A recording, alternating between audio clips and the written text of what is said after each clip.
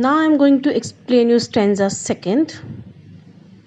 After that, literary devices used in that stanza will be explained and then message given by the poet. Students, look at stanza second. But if it had to perish twice, I think I know enough of hate to say that for destruction eyes is also great and would suffice. First of all, let me tell you the meaning of the words. Here, perish means to die.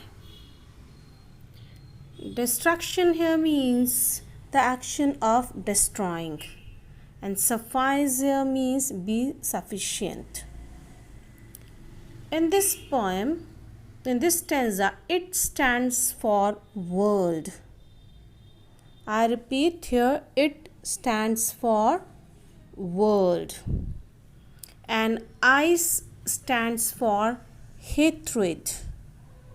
I stands for hatred.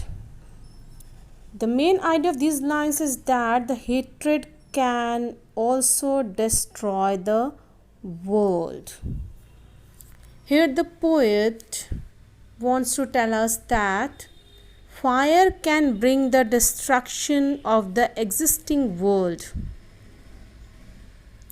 If this existing world has to be destroyed not once but twice.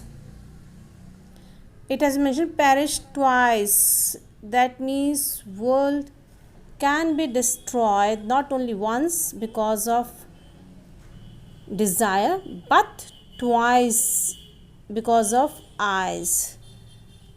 Then eyes is also strong enough to do this job. The poet has seen and experienced enough of hatred in this world. And this is the reality.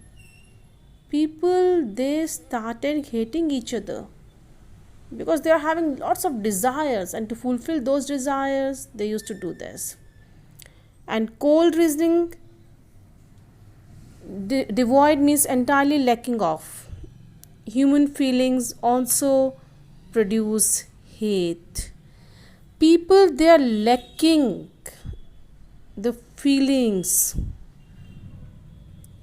and only because of that they started hating each other. And this cold reasoning is like ice. Ice itself is sufficient enough to cause the destruction of this world. Is this clear to you? A fire and ice, which means desire and hatred, these two things, it will destroy the earth, the world. Now look at these two stanzas. The poet has used enjambment, literary device. Here enjambment means no punctuation mark has been used, full stop, comma, like this. Look at first line, after fire, no punctuation mark is there, but after ice, it is there. This is the example of enjambment. Again, third line, just look at desire, no punctuation mark is there, but after fire, it is there. This is also an example of enjambment. Now here, look at second line, after hate, no punctuation mark is there.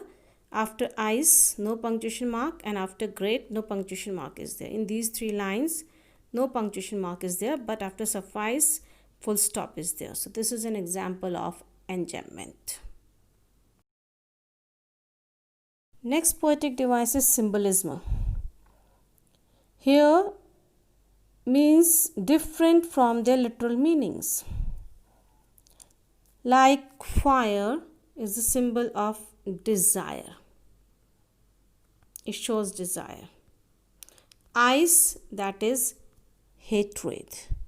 These are the similar things that has been used by the poet. Here is the message given by the poet. For the narrator of the poem, he used to convey in the voice of Robert Frost.